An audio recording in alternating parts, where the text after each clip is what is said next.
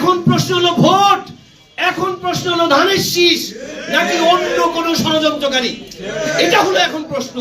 সেই প্রশ্নের উত্তরের জন্য আমাদেরকে ঝাঁপিয়ে পড়তে হবে ইনশাআল্লাহ। এবার আসেন ছাত্রদল। ভাই আমি এখনো একজন ছাত্র, আমি এখনো উচ্চতর শিক্ষার জন্য পিএইচডি থিসিসটা এখনো জমা দিতে পারিনি। ব্যস্ততার কারণে ইউনিভার্সিটি থেকে সময় চেয়ে রেখেছি। আল্লাহ যদি তৌফিক রাখেন হয়তোবা সুযোগ হবে ইনশাআল্লাহ। পাশাপাশি আমি একটা মাদ্রাসায় প্রায় 10 বছর যাবত পড়াশোনা করছি। আমার মেইন স্ট্রিম পড়াশোনা কম্পিউটার সায়েন্সে হলেও আমি পাশাপাশি আরবি ভাষা, উচ্চতর ভাষা এবং ইসলামিক স্টাডিজের উপর প্রায় 10 বছর ধরে পড়াশোনা করছি। দোয়া করবেন। একজন ছাত্র হিসেবে পাশাপাশি একটা বিশ্ববিদ্যালয়ে আমি খণ্ডকালীন শিক্ষকতাও করেছি জ্যেষ্ঠ প্রভাষক হিসেবে। এখন তো এগুলো সব ইতিহাস, এখন জনগণের জন্য এছাড়া আর কোনো কাজ নাই, তাই না? একজন ছাত্র হিসেবে আপনাদের কাছে আমি বলি 13টা অঙ্গ সহযোগী সংগঠন, এছাড়াও অসংখ্য সমমনা সংগঠন আছে। তারপরেও জনাব তারেক রহমান সাহেব যেহেতু ছাত্র দলকে সিলেক্ট করেছেন, বুঝতে হবে এই ছাত্র দলের জন্য তিনি অনেক বড় আশা আকাঙ্ক্ষা নিয়ে রেখেছেন। এবার আপনাকে একটু বলি, যার নামটা এই মাত্র নিলাম, জনাব তারেক রহমান সাহেব সম্বন্ধে একটু বলি। দীর্ঘ 18 বছর পরে যেদিন তিনি 300 ফিটে এসেছেন, বাসের সামনে থেকে গ্লাসের এপাশ ওপাশে দেখা হয়েছে। আলহামদুলিল্লাহ, তিনি সৌজন্যতা এবং তিনি তার আন্তরিকতা দেখিয়েছেন। সামনে থেকে দেখে তিনি আবার পাশে এসে দাঁড়িয়েছেন। উপস্থিত যারা ছিলেন সেদিন আবেগে আপ্লুত হয়েছেন। এরপর গত 7ই জানুয়ারি গুলশান অফিসে ওনার সাথে আমার একবার দেখা হয়েছে। আলহামদুলিল্লাহ, তার 2-3 দিন আগে উনি আমাকে টেলিফোন করে খোঁজ খবর নিচ্ছিলেন। তো বললাম যে ভাই আপনার সাথে দেখা, কথাটা শেষই হয়নি। বলছে তোমার আমাকে দেখা করতে হবে না, ওখানে থাকো, কাজ করো, তুমি কাজ করো, কোনো সমস্যা আছে?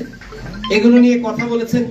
একটা বিষয়ে, একটা সমস্যা নিয়ে কথা বলতে গিয়ে কিছু দিক নির্দেশনা দিয়েছেন, সেজন্য আমার যাওয়ার প্রয়োজন হয়েছিল। আমি যখন 7 তারিখে গেলাম, রাতের বেলা উনি কাজ শেষে, অফিস শেষে যখন বাসায় ফিরবেন, তার ঠিক মনে হয় 5-7 মিনিট আগে আমি গুলশান অফিসে যাওয়ার সুযোগ হয়েছে। গিয়ে উপরে উঠলাম, উনি তখন বের হবেন। আপনারা যে গুলশান কার্যালয়ে যারা গিয়েছেন, মহাসচিবের যেই অফিসটা ছিল, ওই অফিসটা থেকে উনি বের হচ্ছেন, সেটা ওনার জন্য এখন ঠিকঠাক করা হয়েছে।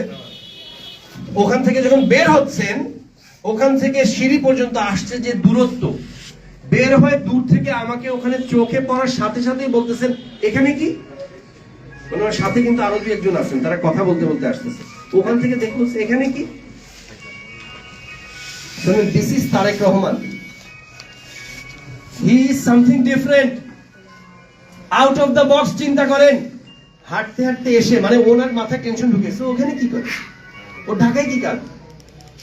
আস্তে আস্তে যখন কাছে চলে আসতেছেন, তখন আবার বলছেন এখানে কি। দেখুন এত লোকের মধ্যে আমি বললাম যে ভাইয়া ওই যে একটা কথা বলছিলেন, আমি এটা স্মরণ করে দিলাম। ও আচ্ছা ঠিক আছে, যাও, শেষ করে চলে যাও। দোয়া করলেন, করে নেমে চলে গেলেন। ভাই দিস ইজ তারেক রহমান। আমাদের বুঝতে হবে যে আমরা কাকে নিয়ে সামনে এগোচ্ছি। ইনশাআল্লাহ এমনি এমনি বলেন নাই আই হ্যাভ এ প্ল্যান। তার সাথে সহযোগী হয়ে থাকতে গেলে আমাদেরকে নিজেকে এই দেশ ও জাতির জন্য উৎসর্গ করতে হবে। ভাই কম কিছু দেখে উনি আজকে এই জায়গায় আসেন নাই। আমরা আজকে এখানে থাকার কথা ছিল না, আমাদের আজকে কবরে থাকার কথা ছিল।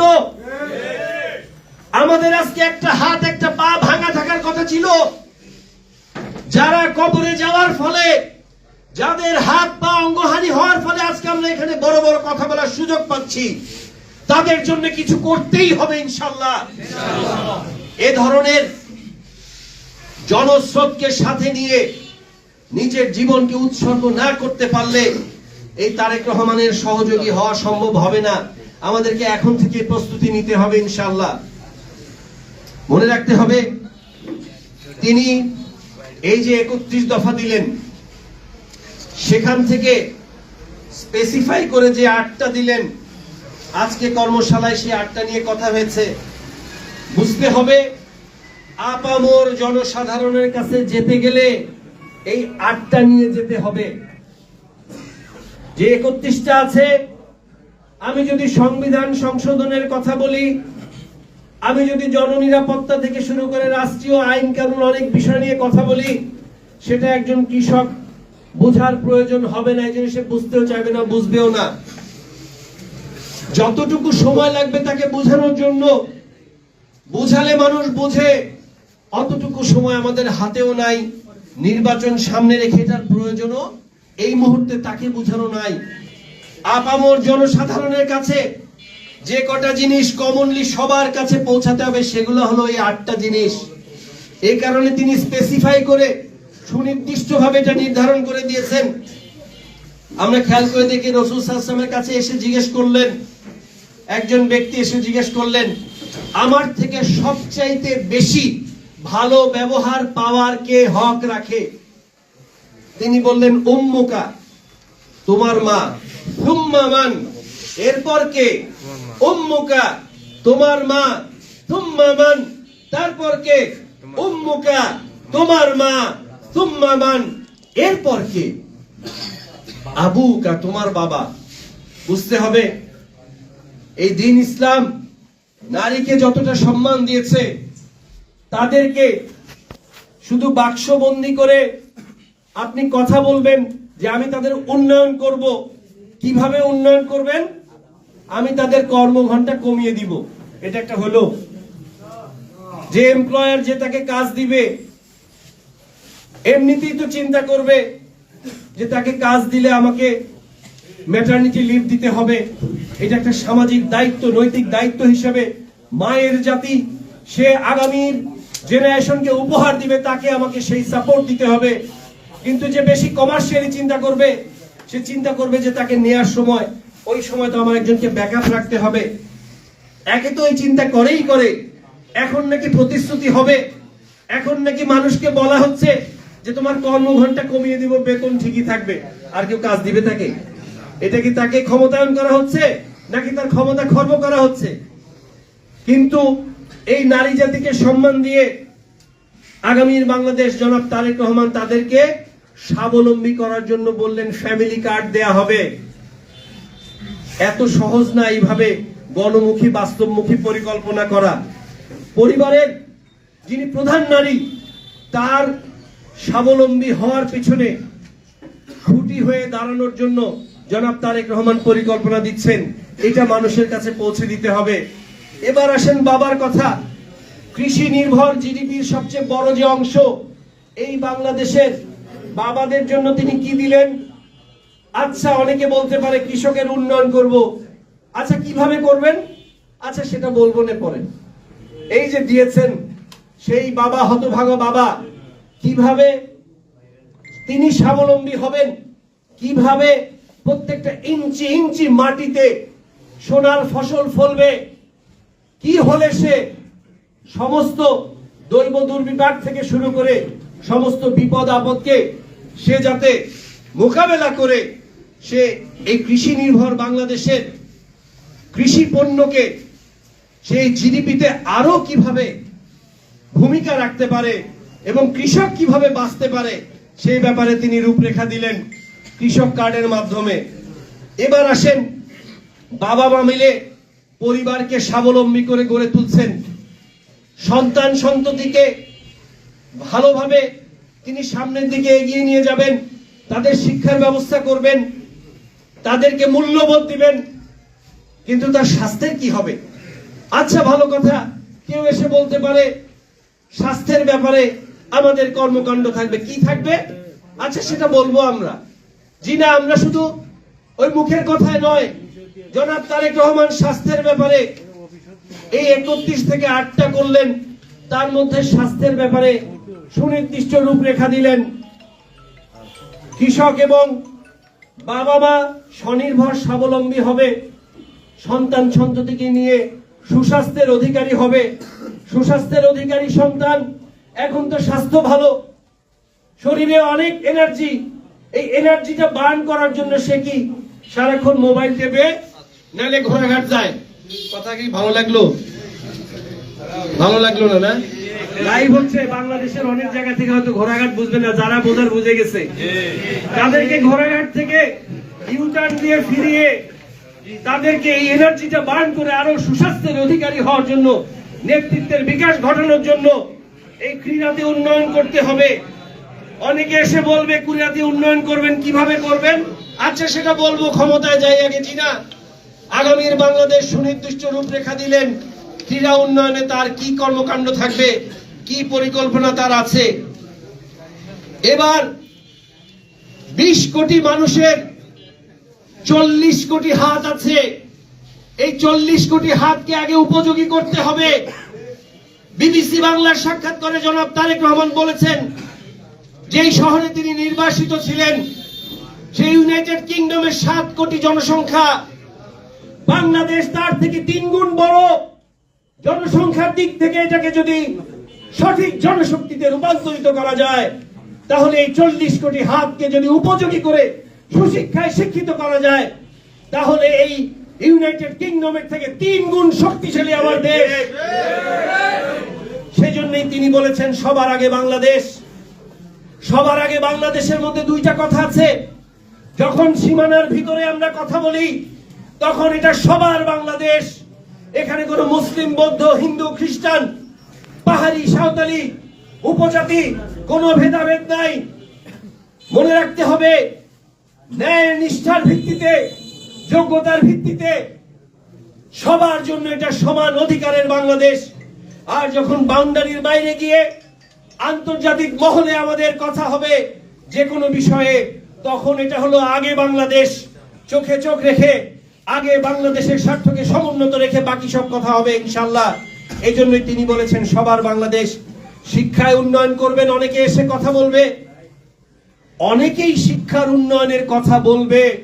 কিভাবে করবেন দেখা যাবে, সবই বলবো সময়ে। একটা ইস্তেহার হয়তো দিয়ে দিবে। এজন্যই we have a plan for the people of our country and for our country। শিক্ষার ব্যাপারে তিনি রূপরেখা, সুনির্দিষ্ট পরিকল্পনা দিলেন। 1 কোটি কর্মসংস্থান করা হবে। ভালো কথা, বাবা মা স্বাবলম্বী হলো, সন্তান সন্ততি সুস্বাস্থ্যের অধিকারী হলো, সুশিক্ষা পেল, তারপরে ক্রীড়ার অঙ্গনে নেতৃত্বের বিকাশ ঘটলো সুস্বাস্থ্য নিয়ে।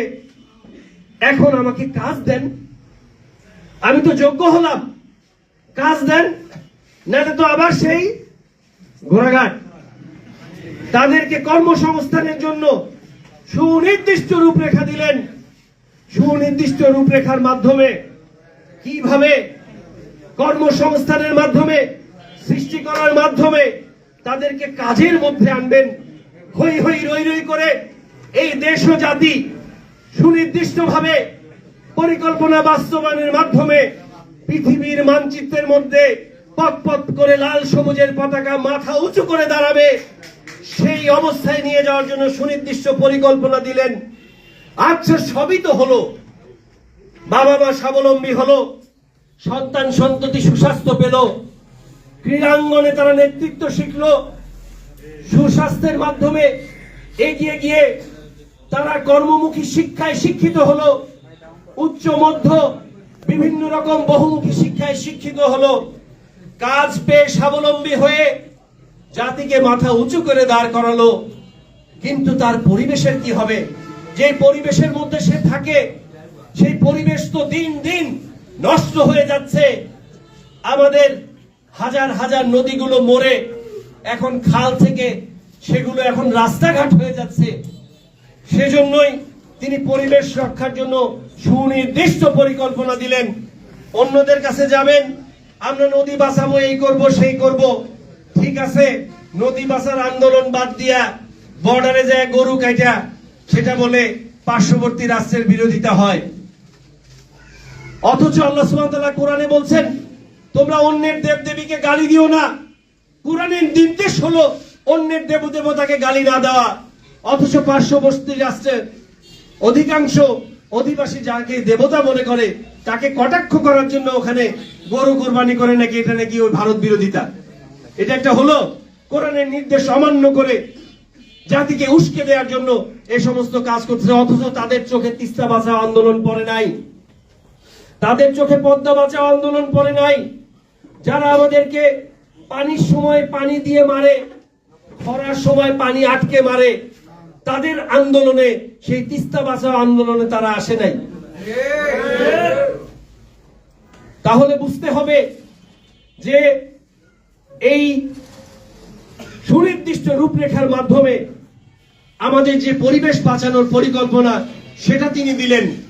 এবার আসেন, সবকিছুই না হয় হলো, আলহামদুলিল্লাহ সুম্মা আলহামদুলিল্লাহ, বাবা মা স্বাবলম্বী হলো, সন্তান সুস্বাস্থ্যের অধিকারী হলো, নেতৃত্বের বিকাশ হলো, সুশিক্ষা পেল, কর্মসংস্থান হলো, সুন্দর পরিবেশও পেলাম।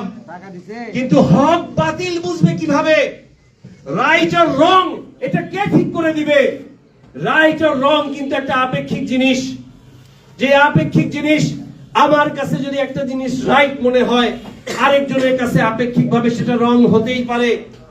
এই রাইট আর রং কে নির্ধারণ করে দেয় যার যার বিশ্বাস, যার যার বিশ্বাসের গুরু রাইট আর রং ঠিক করে দেয়। এখন যার যার বিশ্বাসের যে আশ্রয়স্থল, এই ৯২ মুসলিমের দেশে, মনে রাখবেন বাংলাদেশ একটা বিরল একটা দেশ, যেখানে আপনার উগ্রপন্থীর সংখ্যা অনেক কম। জাতি ধর্ম বর্ণ দলমত নির্বিশেষে মুসলিম হিন্দু বৌদ্ধ খ্রিস্টান প্রত্যেকটা ধর্মের মানুষ কিন্তু অধিকাংশই ধর্মপ্রাণ, যার যার ধর্মের প্রতি তারা শ্রদ্ধাশীল। এখানে প্রত্যেক ধর্মের মধ্যে উগ্রপন্থী কম। সে কারণেই এই ৯২ মুসলিমের সেন্টিমেন্টে রাইট অর রং যারা এখানে বুঝিয়ে দেন যে এটা সঠিক এটা সঠিক নয়, এই রাইট অর রং যে ইমাম খতিব মুয়াজ্জিনরা মানুষের কাছে গিয়ে মূল্যবোধকে যারা প্রতিষ্ঠিত করেন, তারা যদি অবহেলিত থাকেন তাহলে সমাজপতিরা তাদের কাছ থেকে মূল্যবোধ গ্রহণ করে না। তাদের জন্য সুনির্দিষ্ট রূপরেখা দিলেন, তাদেরকে স্বাবলম্বী করা এবং জাতির সামনে যাতে তারা মূল্যায়ন প্রাপ্ত হয়ে হক এবং বাতিলকে বুঝিয়ে দিতে পারেন সেই রূপরেখা দিলেন। এবার শেষ করে দেই ভাই, এত কিছু করা হলো, বেড়ায় যদি ক্ষেত খেয়ে যায় এগুলা কোনো কিছু হবে না। সে কারণে তিনি দুর্নীতির বিরুদ্ধে বাংলাদেশ জাতীয়তাবাদী দল বিএনপির অঙ্গীকারনামা দিলেন। আপনি অন্যান্যদের কাছে কথা বলেন, বলবে যে দুর্নীতি নাকি তারা করে না। বড় বড় বুলি ছড়ে তাদের দুই মন্ত্রণালয়ে দুর্নীতির কারণে তাদের নামে যথেষ্ট মামলা এবং সেগুলো এখনো চলছে। তারা নাকি দুর্নীতির খাতায় নাম নাই, সেটা প্রমাণ করার জন্য ব্যতিব্যস্ত হয়ে যাচ্ছে। তো এই জন্য আমরা সুনির্দিষ্ট রূপরেখা দিয়েছি যে ৮টা বিষয়ের রূপরেখা আছে, এগুলো আমাদের মানুষের কাছে নিয়ে যেতে হবে। মনে রাখতে হবে আল্লাহ সুবহানাহু ওয়া তাআলা আমাদের সাথে আছেন। দেখুন, যারা জান্নাতের টিকিট বিক্রি করে তারা আজ পর্যন্ত ফিলিস্তিনের গাজায় যারা বোমা নিক্ষেপ করে তাদের হত্যাকর্তাকে অফিসিয়ালি তাদের সর্বোচ্চ মহল থেকে তাদেরকে গণহত্যাকারী বলে নাই। শহীদ রাষ্ট্রপতি জিয়াউর রহমান যখন ধর্ম নিরপেক্ষতার নামে ধর্মহীনতা নাস্তিক্যবাদ রন্ধে রন্ধে ছড়িয়ে যাচ্ছিল, তখন তিনি সংবিধানে বিসমিল্লাহির রহমানির রহিম বসিয়েছেন। সর্বশক্তিমান আল্লাহর উপর পূর্ণ বিশ্বাস ও আস্থা হবে শাসনতন্ত্রের মূলনীতি, এটা বসিয়েছেন। দাড়ি টুপিওয়ালাদের গলায় যখন দড়ি পড়ছিল, দাড়ি টুপিওয়ালাদের যখন শাপলা চত্বরে গণহত্যা করা হচ্ছিল, তখন দেশনেত্রী বেগম খালেদা জিয়া তাদের পাশে দাঁড়িয়েছেন, দায়িত্ব নিয়ে দাঁড়িয়েছেন। আগামীর বাংলাদেশ জনাব তারেক রহমান ওই ভুয়া জান্নাতের টিকিটের প্রতিজ্ঞা করেন নাই। জীবদ্দশায় ভোটের 5 মাস আগে বিশ্ব মোড়লদের কেউ খেপাতে চায় না। জনাব তারেক রহমান 12 সেপ্টেম্বর 2025 এখনই গিয়ে দেখেন তার ফেসবুকের অফিসিয়াল ব্লু ভেরিফাইড পেজে বেনিয়ামিন নেতানিয়াহু ইসরায়েলের সেই ইহুদির দোসর তাকে গণহত্যাকারী বলে ইংরেজিতে পোস্ট দিয়েছে তার নিজের অফিসিয়াল পেজে। বিশ্ব মোড়লদের পোস্ট দিয়ে বুঝিয়ে দিয়েছে 5 মাস পরে আমার নির্বাচন কিছু যায় আসে না। তাওয়াক্কালতু আলাল্লাহ, 1 বছর পরে নির্বাচন, 8 মাস পরে নির্বাচন।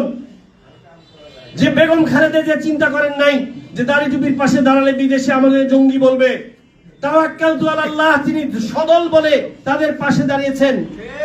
তেমনি ভাবে বিশ্ব মোড়লরা শুনে রাখো, পারলে কাউকে অন্যান্য দলের প্রধানকে বললো তাদের ব্লু ভেরিফাইড পেজে বাংলাও একটা পোস্ট দিতে বললো। জান্নাতের টিকিট বিক্রি করেন, ধর্মের নামে ধ্বজাধারী হয়েছেন, পারলে কালকে দিয়ে দেখান, আমরা দেখতে চাই কত বড় জান্নাতের টিকিটওয়ালা আপনারা। কথা নয় কাজে পরিচয় হবে। আগামীর বাংলাদেশ জনাব তারেক রহমান শুধু এটা বলেননি যে বেনিয়ামিন নেতানিয়াহু ইংরেজিতে পোস্ট দিয়ে বলেছেন যে সে একজন গণহত্যাকারী। আমি আগামীর ভাবি প্রধানমন্ত্রী হিসেবে আমি এটা নিজে ঘোষণা করলাম, বিশ্ব মোড়লরা যা পারো করো, তাওয়াক্কালতু আলাল্লাহ, আল্লাহই আমাদের জন্য যথেষ্ট ইনশাআল্লাহ। শুধু এটা বলেই ক্ষান্ত হন নাই, তিনি তার শুভেচ্ছা বক্তব্যে 18 বছর পরে বাংলার মাটিতে পা রেখে তিনি বলেছেন নবী করিম সাল্লাল্লাহু আলাইহি ওয়াসাল্লামের ন্যায় পরায়ণতার ভিত্তিতে এই রাষ্ট্র পরিচালিত হবে ইনশাআল্লাহ। যতটুকু পারবো আমরা ততটুকুই বলবো ইনশাআল্লাহ। আল্লাহ আমাদের সাথে থাকবেন ইনশাআল্লাহ। কথা কাজে মিল থাকলে আবু বকর সিদ্দিক রাদিয়াল্লাহু তাআলা আনহু যখন গুহার মধ্যে হিজরতের সময় রাসূল সাল্লাল্লাহু আলাইহি ওয়াসাল্লামকে নিয়ে আশ্রয় নিয়েছেন, কাফের কুরাইশদের তাদের সৈন্যদল যখন কাছে চলে আসছে, পা দেখা যাচ্ছে, আবু বকর সিদ্দিক রাদিয়াল্লাহু আনহু বলছেন একটু মাথা নিচা করলেই তো ওরা আমাদেরকে দেখে ফেলবে। রাসূল সাল্লাল্লাহু আলাইহি ওয়াসাল্লাম বলছেন মা জান্নুকা, তোমার কি ধারণা আনিসনাতাইনি, সেই দুজন সম্বন্ধে, আল্লাহু সালিসুহুমা, আল্লাহ তাদের তৃতীয় জন, তাদের সঙ্গী হিসাবে আছেন। আমাদের সাথে আল্লাহ আছেন ইনশাআল্লাহ। ভয় পাওয়ার কোনো কারণ নাই। আমরা যতটুকু পারবো ততটুকুই বলবো ইনশাআল্লাহ। এবার আসেন কথা শেষের দিকে। দেখেন ভাই, 3 তারিখে মনোনয়ন ঘোষণা হওয়ার পর থেকে বিশ্বাস করেন ফেসবুক দেখার সময় পাচ্ছি না। যারা সরাসরি ভোটের মাঠে আছি তারা আমাদের প্রোপাগান্ডা দেখার কোনো সময় নাই, কিন্তু আপামর জনসাধারণের জন্য যারা বসে বসে আপডেট নিতে চান তাদের কাছে অনেক রকম প্রোপাগান্ডা চলে যাবে। তারা কিন্তু সোশ্যাল মিডিয়ার মাধ্যমে এগুলো জানতে পারছে, সিদ্ধান্ত নিবে। একটু আগে বক্তব্যে আসছে 45% প্রভাবিত হয় সোশ্যাল মিডিয়ার মাধ্যমে, বাকি 55% সরাসরি মাঠের কার্যক্রমের মাধ্যমে। এই তো শুনলাম সেদিন নাকি কোন একটা জান্নাতের টিকিট বিক্রি করা দলের কে একজন বলেছে যে যারা ভোট সেন্টারে কারচুপির চিন্তা করে আসবেন তারা বাবা মা ভাই বোনের কাছ থেকে বিদায় নিয়ে আসবেন। এরকম কথা বলছে নাকি কেউ? মানে ওনারা বোঝাতে চাচ্ছেন যে ভোট সেন্টারে আসলে যদি কোনো কারচুপির চেষ্টা হয় তাদেরকে ওখান থেকে আর ফেরত যেতে হবে না, এই কথা বলতেছেন।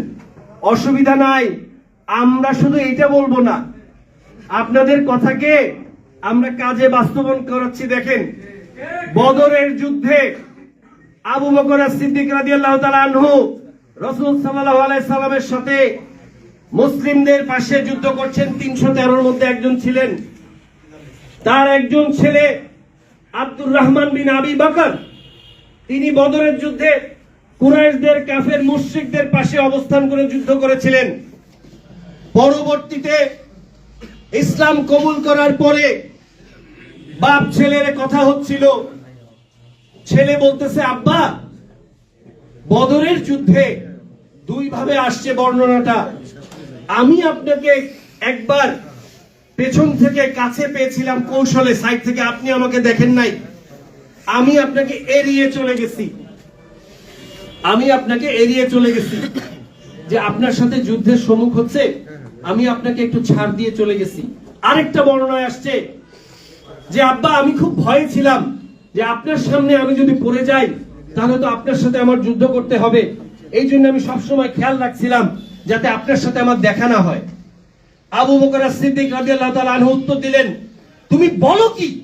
আমি তো পুরো বদরের যুদ্ধে আমার ছেলে আব্দুর রহমানকে খুঁজেছি যে কোথায় আছে আমার সেই কুলাঙ্গার সন্তান, যে আমি আবু বকর শোনার সাথে সাথে আজ সিদ্দিক উপদ্বীপে আমি সবার আগে মুহাম্মদ সাল্লাল্লাহু আলাইহি ওয়াসাল্লামকে সত্যায়ন করলাম।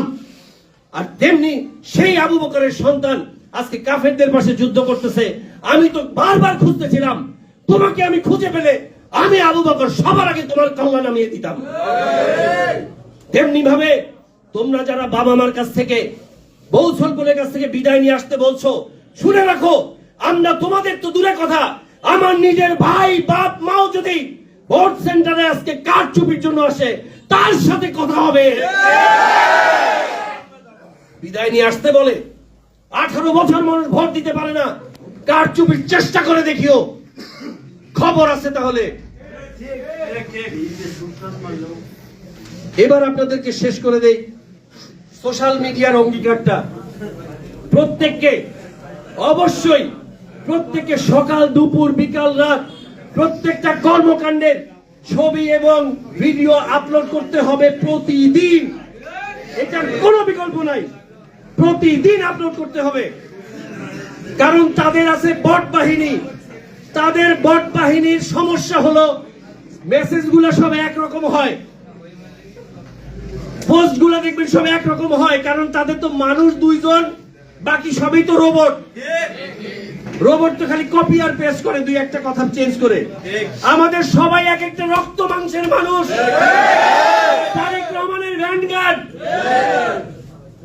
আমাদের প্রত্যেকের পোস্ট দেখবেন এক একটা এক একজনের এক এক কথা উঠতেছে, তাতে বোঝা যাবে যে এগুলো সব অর্গানিক, এগুলো কোনো বট বাহিনী না। আর তারা গালাগালি করে, আমরা গালাগালি করবো না, প্রশ্নই আসে না। কারণ তারা গালাগালির মধ্যে জান্নাত দেখতে পায়। এমন এক আজব ইসলাম, যে ইসলামে গালি দিয়ে জান্নাত পাওয়া যায় ভাই। আজকে আপনি বাংলাদেশ জাতীয়তাবাদী ছাত্র দলের ছেলেদেরকে আমরা বলি যে আপনারা প্রতিদিন সকালে উঠে 15টা আইডি নিয়ে আপনি গালাগালি করবেন, এর মধ্যে 100 জনের মধ্যে 99 জনই বলবে, আচ্ছা এটা কি বললো, আমি কেন গালি দিব, কেন 15টা আইডি খুলবো।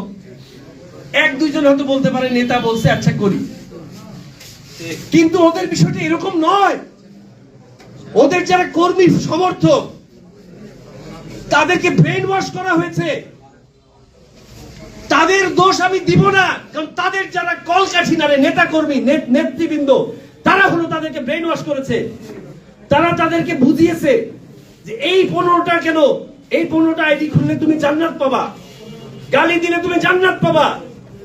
আমি যদি এখানে বলি 100 জনের মধ্যে হয়তো 2 জন সে কাজ করবে। ওদেরকে যদি একজনকে বলেন, 10 জনকে বলেন, সে যায় বাড়ির বউ বেটি মা বাপকে সমাজের মধ্যে ইনভলভ করবে।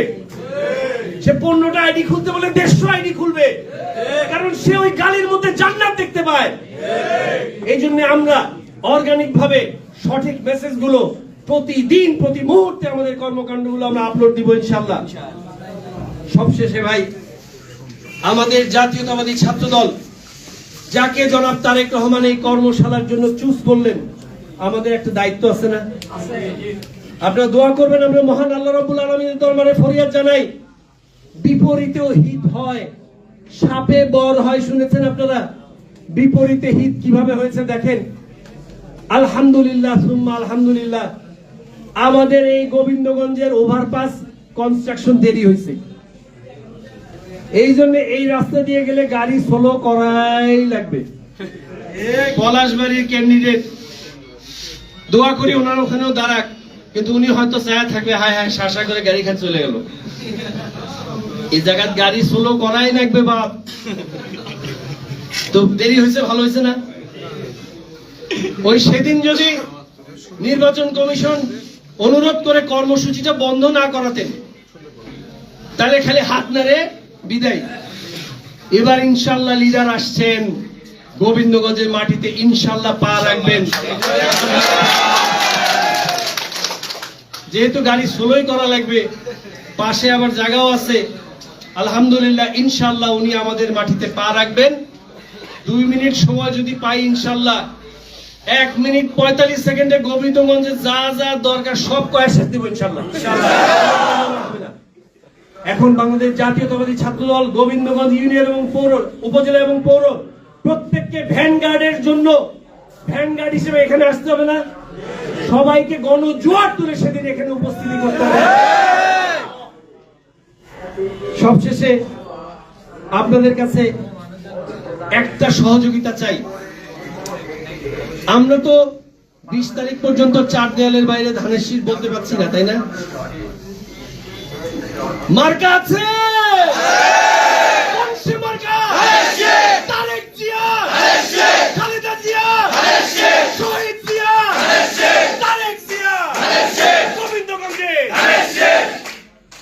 এই যে ধানের শীষ,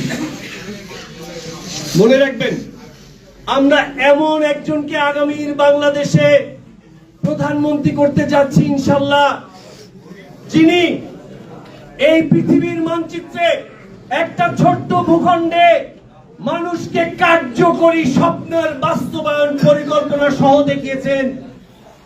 মনে রাখবেন, যাকে রক্তচক্ষু দেখিয়ে কোনো পরাশক্তি দেশে আসা আটকাতে পারে নাই, যার মা শেষ সম্বল তার যক্ষের ধন, সুদীর্ঘ রাজনৈতিক পরিক্রমায় অভিজ্ঞতার এই সোনার ছেলেকে আমাদের হাতে তুলে দিয়েছেন।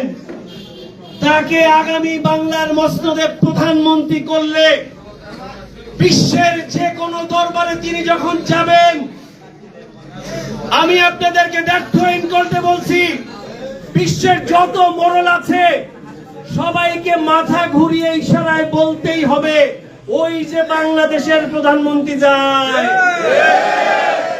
That is what is Tarique Rahman. আপনারাও চেষ্টা করেন সর্বোচ্চ শক্তি দিয়ে আগামী 12 তারিখের ভোটে ধানের শীষের বিজয় সুনিশ্চিত করে এমন একজনকে সংসদে পাঠাতে, যাতে 300 এমপির মধ্যে বাকি 299কে বলতে হয় ওই যে গোবিন্দগঞ্জের এমপি যায়। ইনশাআল্লাহ আপনাদেরকে সাথে নিয়ে ঐক্যবদ্ধ বিএনপি নিয়ে আমরা আগামীর ভোট যুদ্ধে ঝাঁপিয়ে পড়বো ইনশাআল্লাহ। ত্রুটি এবং কিছুটা যে আংশিক ব্যাপার ঘটেছে, এই বিষয়ে আসলে এই প্রোগ্রামটা আরো আগে হওয়ার কথা ছিল, যেহেতু নানান কর্মসূচির কারণে সেটা হয়ে ওঠে নাই। আমাদের প্রয়াত দেশনেত্রী বেগম খালেদা জিয়ার আকস্মিক মৃত্যুতে আমাদের 7 দিনের শোক ছিল, সে কারণে আমাদের প্রোগ্রাম পিছাতে হয়েছে। হঠাৎ করে তাৎক্ষণিক করার জন্য আমাদের ডেলিগেট কার্ড এগুলো করা হয় নাই, সেজন্য আপনারা ক্ষমা সুন্দর দৃষ্টিতে দেখবেন। সবশেষে একটা প্রশ্ন করা হয়েছিল, প্রশ্নটা করা হয়েছিল যে আমাদের এখানে কি উচ্চ শিক্ষার জন্য যে বিদেশে যাওয়ার কথা বলা হচ্ছে, তাহলে এখানে কি বিদেশের মানের শিক্ষা করা যায় না ব্যবস্থা? যে ইনশাআল্লাহ করা যাবে। যেই জায়গায় ভেঙে চুরে দুমড়ে মুচড়ে এই দেশটাকে বানিয়ে দেওয়া হয়েছে, আগামী 5 বছরে আমরা একটা পর্যায়ে ইনশাআল্লাহ নিয়ে যাই, তারপরে এই দেশে উচ্চ শিক্ষার জন্য মানুষ আসবে ইনশাআল্লাহ। আমরা ওই জান্নাতিওয়ালাদের জন্য ভুয়া জান্নাতের টিকিটওয়ালাদের মতো বলবো না যে কালকেই উচ্চ শিক্ষার জন্য বাইরে থেকে আসবে। আমরা সুনির্দিষ্ট পরিকল্পনার মাধ্যমে স্তরে স্তরে বাস্তবায়নের মাধ্যমে আমরা এই দেশ ও জাতিকে এমন জায়গায় নিয়ে যাবো ইনশাআল্লাহ, 20 কোটি মানুষের 40 কোটি হাতকে আমরা কার্যকরী ভাবে কাজে লাগিয়ে ইনশাআল্লাহ সেই জায়গায় পৌঁছাবো ইনশাআল্লাহ। ছিলাম আছি, থাকবো রাজপথে, দেখা হবে বিজয়ের পথে ইনশাআল্লাহ। 142টি নির্বাচনী কেন্দ্র, 142টি ভোট সেন্টার, যেটা হোয়াটসঅ্যাপ গ্রুপ হয়েছে, সোশ্যাল মিডিয়া যে ক্যাম্পেইন হচ্ছে, 142টি নির্বাচনী সেন্টারের জন্য সেই গ্রুপে অ্যাড হওয়ার জন্য আজকে অবশ্যই অবশ্যই এখানে উপস্থিত যারা আছেন প্রত্যেকে আপনাদের নাম এবং হোয়াটসঅ্যাপ নাম্বার দিয়ে যাবেন। আমরা ঘরে বসে এবং দ্রুত আপনারা সবাইকে এখানে যুক্ত হতে বলবেন, যারা উপস্থিত আছেন তারা যাবেন এবং প্রত্যেক সেন্টারের মাধ্যমে হোয়াটসঅ্যাপ গ্রুপের মাধ্যমে আপনারা এখান থেকে জেনে যাবেন পরবর্তী নির্দেশনা ইনশাআল্লাহ। সবাইকে ধন্যবাদ। বাংলাদেশ জাতীয়তাবাদী ছাত্রদল জিন্দাবাদ। গোবিন্দগঞ্জ উপজেলা শাখা এবং যারা অতিথিরা এসেছেন, শিক্ষক এসেছেন, সবাইকে ধন্যবাদ। শহীদ রাষ্ট্রপতি জিয়া রহমান অমর হোক, আপসহীন দেশনেত্রী বেগম খালেদা জিয়া অমর হোক। আগামীর বাংলাদেশ, আগামীর ভাবি প্রধানমন্ত্রী গোবিন্দগঞ্জের উন্নয়ন যাকে আমরা সামনে রেখে করবো ইনশাল্লাহ, সেই জনাব তারেক রহমান জিন্দাবাদ, বাংলাদেশ জাতীয়তাবাদী দল জিন্দাবাদ। সবাইকে ধন্যবাদ। আসসালামু আলাইকুম ওয়া রাহমাতুল্লাহি ওয়া বারাকাতুহু।